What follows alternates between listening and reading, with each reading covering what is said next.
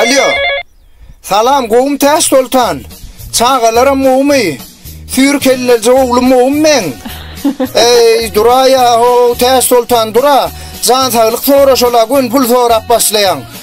Türk'te de bağdan sallanan ova dolar. Zordan eşek kimin atan yan balam. Dura can sağlık sonra şola gün pul sonra başlayan balam. Balam qoğum sen yağdaylan. Özün qoğumu. Balam göresim geliyor seni. Kösen yan mualam. Oğun yat maşinamin gidipsin görüp durlar. Balam hiç kime bildirmesene bolyamı. Canım, men barcakla özüyümden aylanayın men göresim geliyor seni. Sultan, üydün ilk kaydan plav kamu. Plav kal bile mavu özümü. Biliyor musun sen o kaplanlı var ha? Ne be? Oho! Yine bir oğlum olacak kol ya. O ben Türk'e kaydan be kil valla. Barcakla valam sen göresim geliyor. Təs Sultan, akıllıca ol. Adına döneyim Təs Sultan. Tecme.